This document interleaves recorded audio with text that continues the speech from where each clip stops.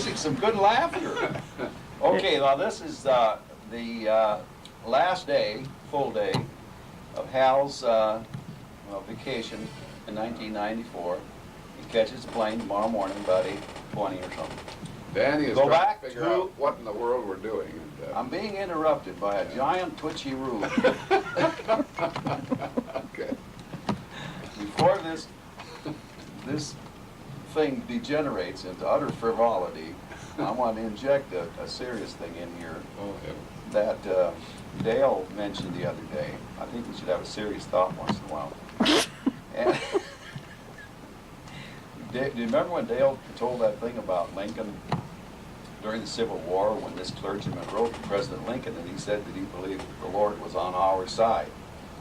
And Lincoln's reply was that I know that the Lord is always on the side of the right, but it is my constant anxiety and prayer that I and this nation should be on the Lord's side. Okay. Isn't that pretty good for a That's sober thought to kick off this thing before we get into That's utter the real- frivolity? That's Now, the next thing we're going to do, Can't get a word. all right, you Are want we here to listen to? you want to talk now, or do you want No, Danny? no, you go ahead. Well, I'm not going to put He's John. rolling. I'm not He's going to rolling. put. Let's let him roll. Well, you don't want John Milton's on his blindness now, do you? Well, that's probably at the end. Yeah, I think we should end it with that. We'll put that over here for the end. Now, do we want to go back to Minnesota and clean up what we haven't covered there from yesterday? Let's start out with the fact that when Pa wanted to get married, he was 28 years old. And his stepmother, who of course was quite selfish and wanted him to stay on the farm and work his butt off and make money, because that's all that she really cared about. And I'm not afraid to say that because it was true. She was an England, and that's all she really cared about. Helen, how can you put it on him when I'm doing the talking? They can hear you. They can hear you. Anyway. This guy's a real Hollywood type. Anyway, You're talking about running for city council or something like that? that's known as being upstaged by the cameraman. Anyway, Dad is, I think, is the one that told me this, and I really, it stuck with me because it was typical. Anyway, and of course you won't understand this unless you were a farmer and knew about calving and that kind of thing. And so what she said about Dad when he wanted to get married, he was 28 years old, he said, she says, the boy wants to get married and he's hardly dry behind the ears. Now the reason for that explanation, for that expression, if you don't know about it, is that when a calf was born, the last place that a calf dried was behind its ears. No, I never knew that. See, now you get an education in addition to everything else here. All right, now, did we cover yesterday about this business of our trying to hide from Pa and from JS if we didn't want to work? I think we did. Did I do that too? But I know that I constantly remember hiding behind trees and staying in the thicket and stuff because Pa had, hire men and stuff, and I knew if he'd have found me that he'd put me to work, so I tried to hide. And Helen has already confessed many times that she used to try to hide behind the house and sit on the porch in the corner where nobody could see her so that JS wouldn't put her to work. Now, the one other thing I got on my list here concerning work was this milking of the cows, which is something I thoroughly detested. And if Helen, I was always worried that in the evening she would say that she had too much housework and she couldn't help with the milking, because my jaw just dropped whenever that happened. And one night I milked all 13 cows alone because nobody was available. And when I got to the last cow, J.S. and Minna, his second wife, showed up, and he came in the barn and he was so complimentary, you just can't believe it, because everybody by this time knew that I had milked all those cows by myself. But Helen was the best milker, and I always wanted to rope her into the deal. And she was, as a matter of fact, quite good, but some nights I don't know if she just didn't want to, or she really had housework to do. Of course, this is milking by hand, Yeah. right? No milkers. Yeah. Now, one final thing that I want to talk about. And on pulling the farm. separator by hand too, by the way. No electric thing. One final thing I have on my list that a lot of people don't know about, and that is the time when Pa almost burned down the barn in the middle of the winter time, when it was full of hay and full of cows, horses and everything else. And we'd have been in dire straits because I'm sure we didn't have any insurance. And what happened was, Dad had this John Deere tractor and it was parked outside, right outside by the barn. And of course it was in the middle of the winter in Minnesota, so it was extremely cold. And water had gotten into the gasoline tank. The gasoline tank sat right on top of the engine on this John Deere tractor. And right underneath it was a sediment bulb where you could normally see how much water the water would collect in there. And of course this thing, the sediment bulb was full of water, and the gas had to go through the sediment bulb to get into the engine. And of course it had frozen solid. And so Dad, always ingenious, he had decided to put a little fire under the sediment bulb. And of course as soon as the glass, the ice had melted, then gasoline came. And when gasoline came, we had fire. Fire was going up like this. The tank was on top, and of course the gasoline was cold, so there wasn't too much chance of an explosion right away. So he got a big board, and he tried to lever that board against the block and push it up against the sediment bulb to stop the gas from running. And then he hollered at the top of his voice for anybody, and I came out of the barn, and he told me to grab a bucket and run over to the water tank, which was on the other side of the barn, and bring water over and pour it on this thing. And I made several trips. And I think to the day that Dad died, he thought it was Martin that did this. Because he... Well, You no. don't get no respect. Because in those days, I got no respect. He was a little focused at the time, too. No, well, You yeah, see? he was Give it focused, to him. right. But as I've said before, I don't know if I've said it on our recordings, but Dad said to me once, he says, "Harvey, how come you can't be as conscientious about your work as Martin is?" Well, I think that's on there twice, but it's deep in your subconscious, so it's good to get it out. All right, Coming now, out today. How did that water, I mean, that isn't the best thing to put gasoline out, is it?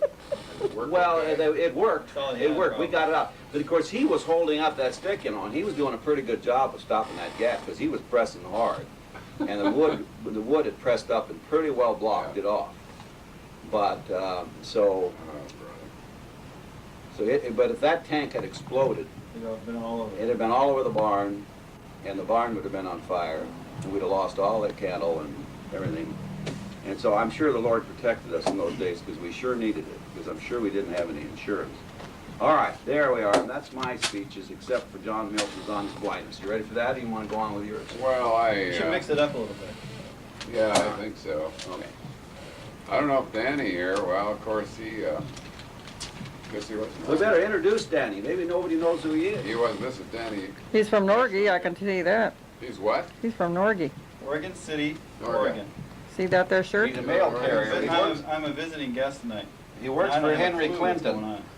He's been trying to figure out what this is. This is what happens when you This retire. may, actually, this may go You got on, nothing else to do. this may go on America's Funniest Home Videos. That could be.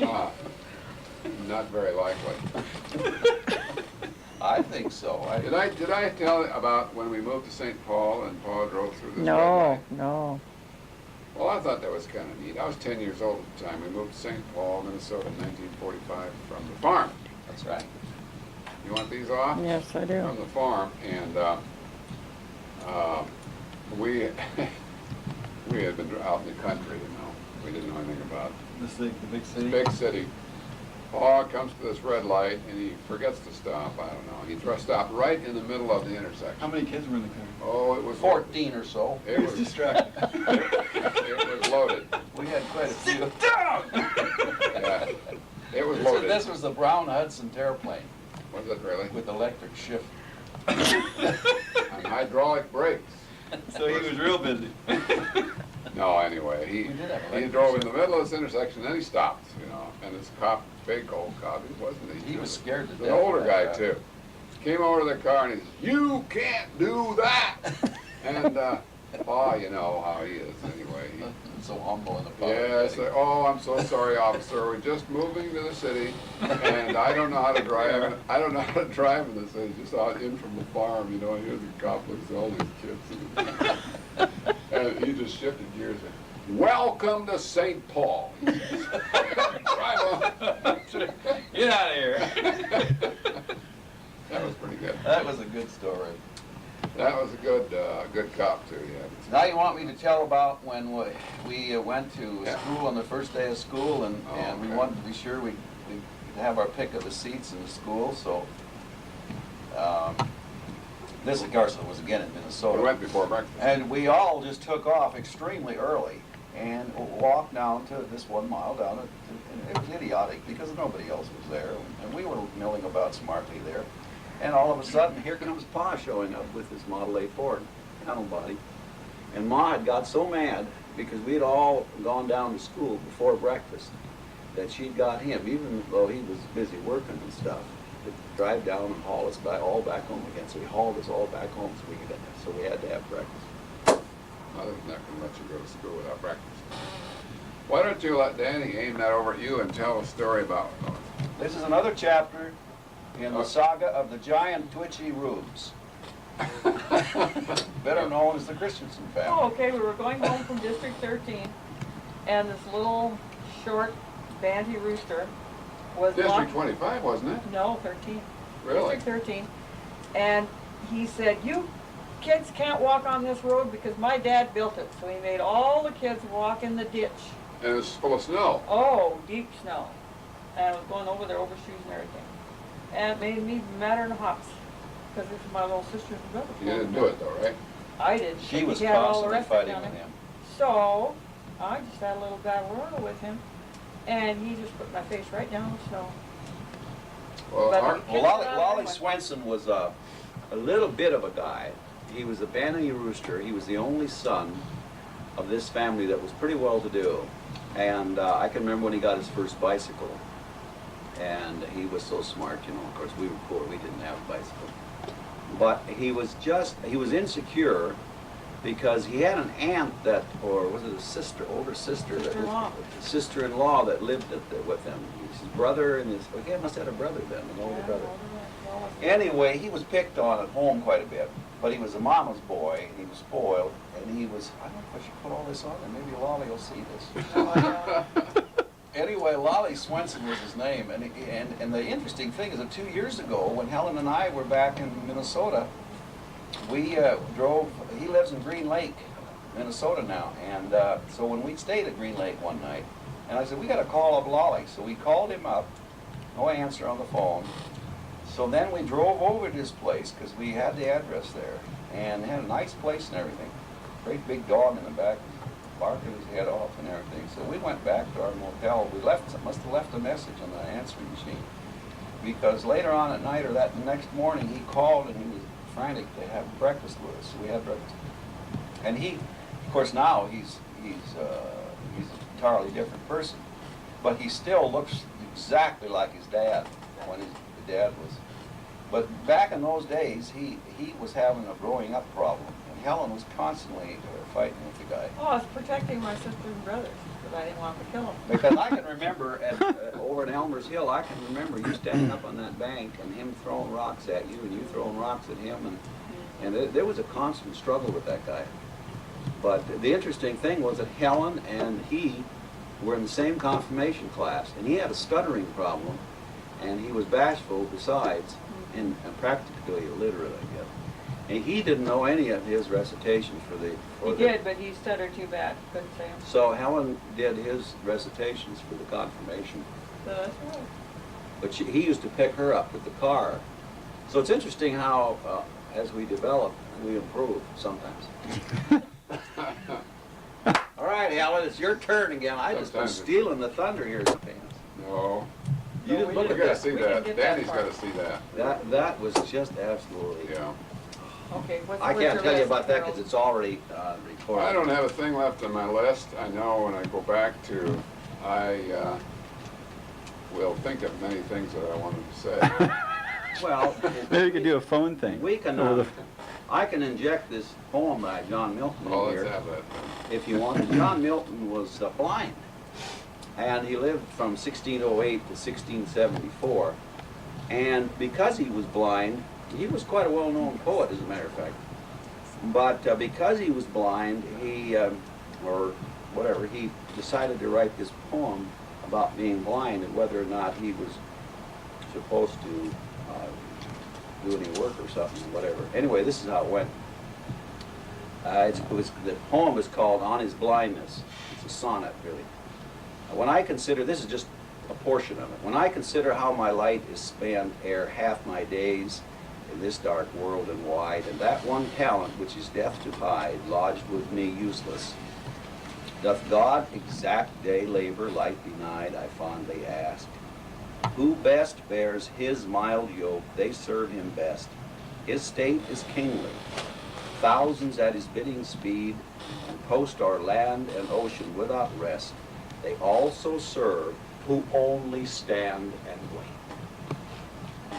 That's good. Particularly for people when they get into wheelchairs like we are going to be someday. We need to know that we serve too if we only stand and wait. How about He's got it over here now. Oh, I got, huh? You got something? Yeah, I got something. Well, We want some laughing stuff I'll now. tell you We got this the serious stuff. Well, I got one more serious thing here, but I got to tell you what Pa, cute little joke he liked to tell about the fellow that was getting, he was 25, 30 years old, and his wife, his mother. There's a lot of outtakes here, I'll tell you. His mother. Ready, set, go. His mother said, it's time for you to go out and find a wife. Now, you need a wife. You're 25, 30 years old, whatever. And so he said, well, no. Let's start. It was his father. Take two. It was his father. And Are you sure? You know? hold it now. No? You know, you're sure you Well, I know? think we're thoroughly that's the way I confused. tell jokes. Hold it now. Let's get the punchline. His father said, you gotta go out and find a wife now. And he said, well, it's easy for you, Dad. You had Ma to go to. I have to go to complete strangers. I remember that. That's the story Dad used to love. That's a tell. cute story. That's a typical Norwegian joke. It doesn't matter. Did we ever get in there about Dad and the keys? There are a few things that really annoyed Dad, and one of them was losing the keys to that Model A panel body we had on the farm. Because, of course, with a dozen kids running around, you never knew where the keys were, and those keys would get lost. And there was about only one four-letter word that he'd ever use, and when he used it, we knew things We were... would need to put that on. No, I'm not going to say what it is. But What's the first letter? it starts with Ask S. your mother. But anyway, And you find it in the barnyard. Huh? when we knew when he used that word, he was mad. And one day he was storming around there and he couldn't find those keys. And so, of course, they finally found them. Oh, we got to tell also about the cream separator. But anyway, Stop interrupting anyway, so I'll make a so note. when he found those keys, he took this great big piece of metal that was for throwing marbles. It had holes in it where and you rolled marbles on the floor, and they went up into this thing and they had different numbers by the different holes. And he took some wire and he wired through one of those holes and through the keys. So from that time on, we had this big piece of metal with the keys. So whenever we drove down the road, we had this big piece of metal hanging from the ignition. But do you remember the time when we lost the nut that went on top of that thing that went in the cream separator? It fell into the cistern. The disc, the thing that made the discs tight. Yeah, that drum, that big drum thing that went with the cream separator. That nut on the top, just a nut, you know, but that big round, and it fell into the cistern, right? You know why? Because that's where we washed it out there on top of it. That's exactly where we washed it. And of course, there had to be a board missing on the cover. Oh. And that was just big enough for that thing to slip in there, and it fell down in there. And Pa had to get down in there with a ladder. And fortunately, there wasn't more than about that much water at that time.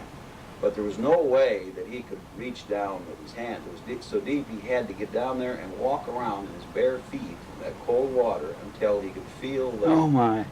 he could feel the mud with his. Wasn't there mice in there too? Farming Dead wasn't mice? easy back I there. think we found dead mice in that cistern too, floating around. Well, you remember the cats on the farm, how the tomcats would kill the kittens and stuff? We had to hide the kittens. We had a lot of cats, of course, on the farm. Better mice. All right, have we got enough now so we can watch this? No, we should have on there what Martin Luther said about the Holy Spirit leading him. Oh, Well, we had that yesterday. Oh, we had that yesterday, yeah. No, is that on Oh, there? it's on That's there. on there. Oh. Oh, That's my about goodness. Katie, yeah, we got that on Oh, I'll tell you. there.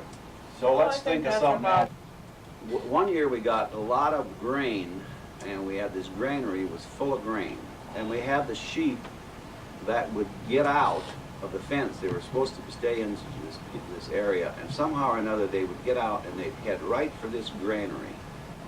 And I don't know whether the door was open or whether it was bulging through and running out, but the grain, and anyway, the sheep would go over there, and Martin, he was so conscientious and so frantic if something didn't go right. And when those sheep would head right for that granary and start to eat, he would have a fit. And I don't know why. He had a temper anyway. And so he went over there one day. I remember this. And he was just madder than hot. Oh, I remember And he that. grabbed this sheep by the head and he says, "Well, eat then." He says. Shoved it. He shoved it. Well, eat then.